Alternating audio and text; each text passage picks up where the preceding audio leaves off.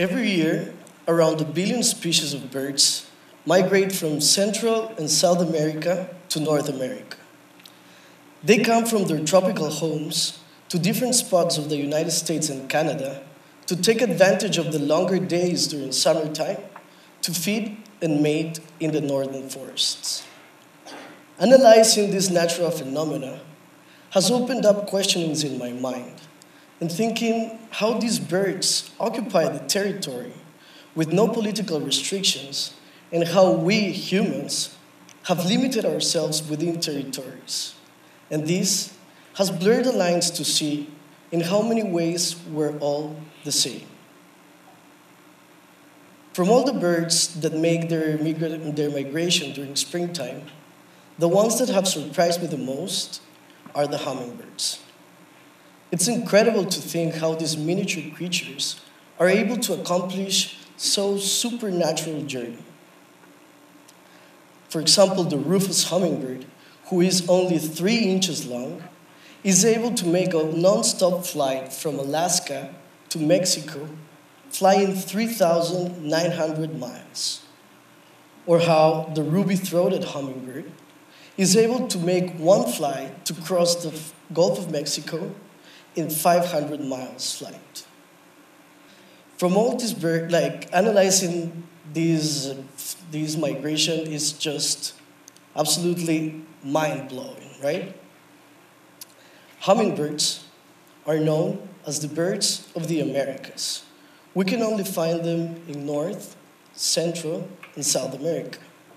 They're also known as the smallest birds of the planet. For these, and for many other reasons, hummingbirds have been a source of inspiration for myth, art, and scientific research throughout history.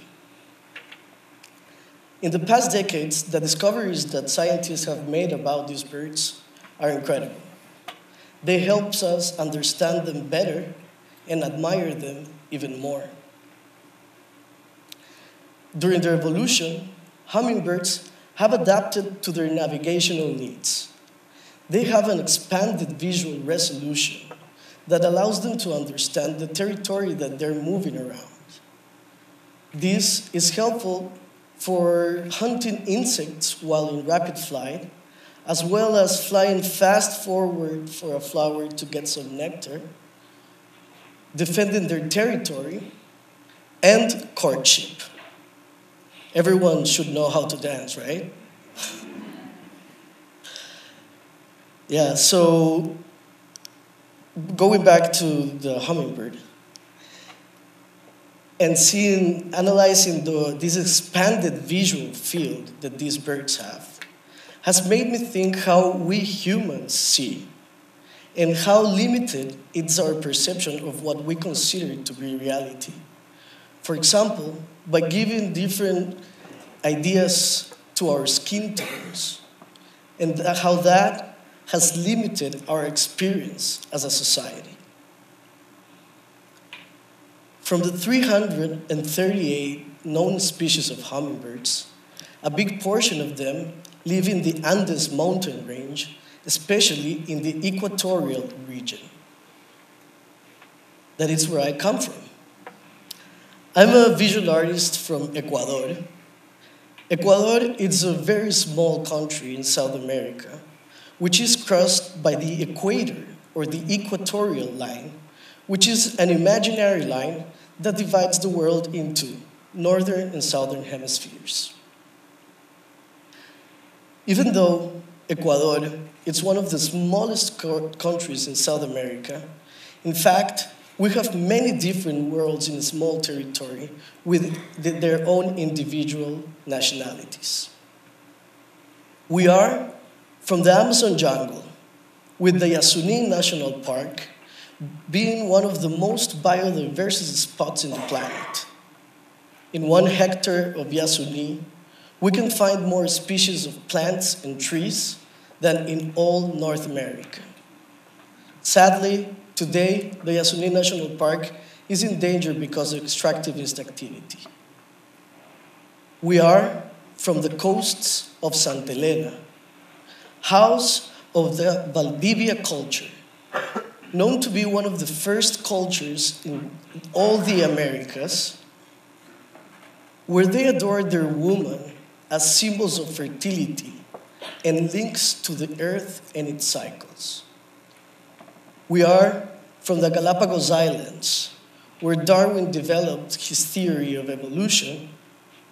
And finally, we are from Los Andes, having Cotopaxi being the highest active volcano in the planet, and Chimborazo, who is an inactive volcano recently proven to be the highest point on Earth if you measure it from sea level.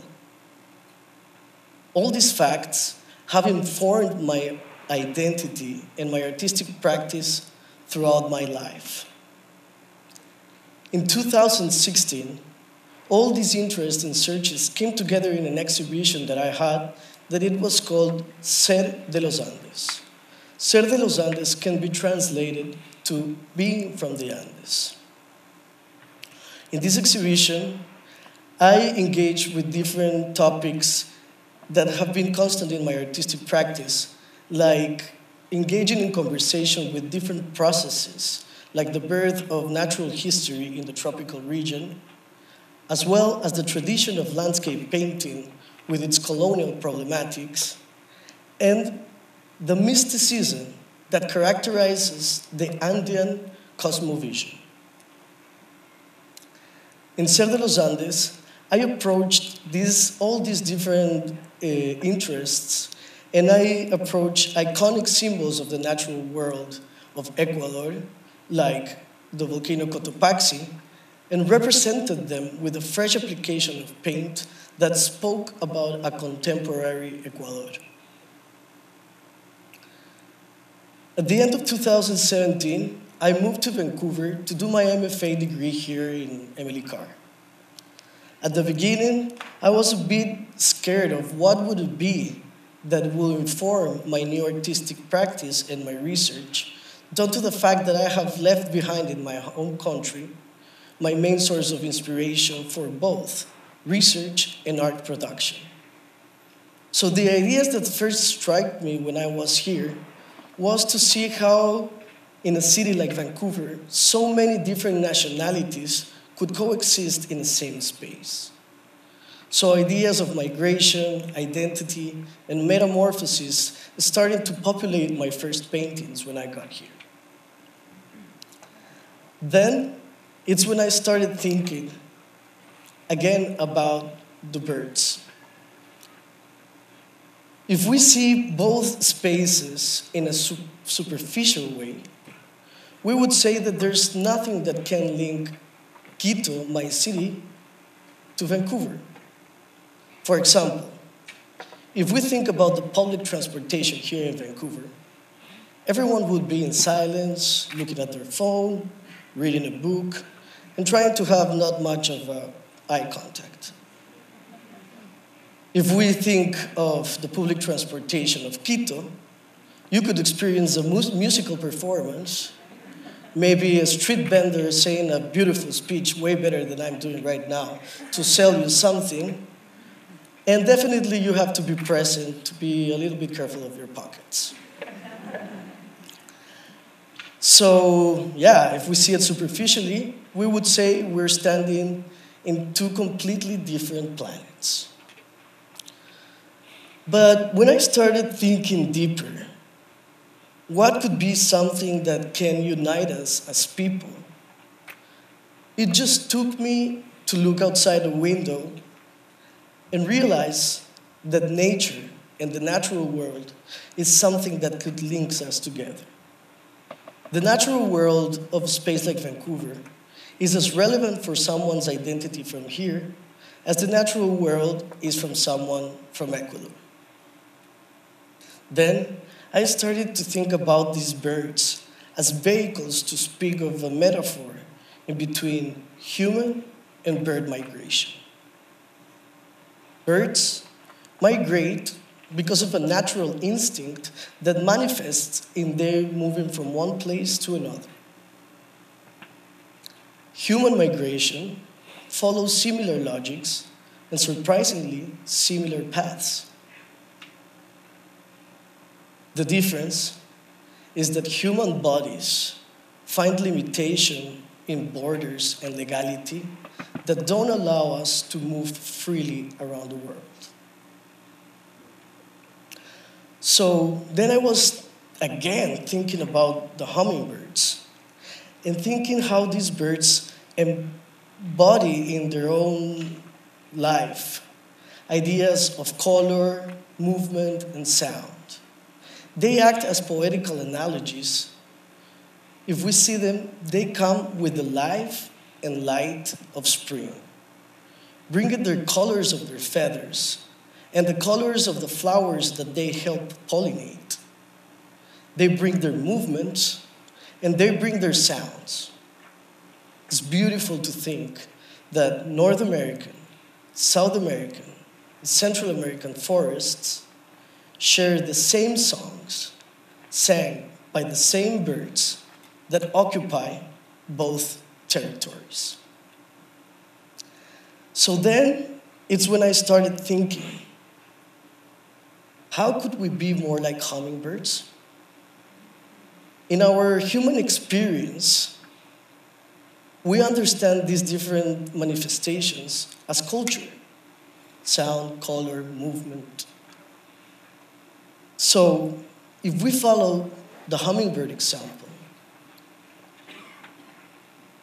and try to share those type of things, today, geopolitical boundaries are very hard to bring down. They're here for a reason, they follow their logic, and they control human flow.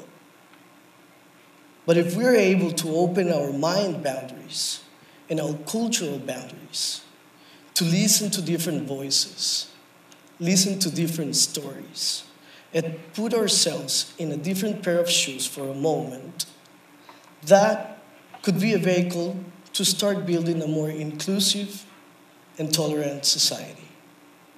We share the same land, and we share the same planet. Its diversity could be its power.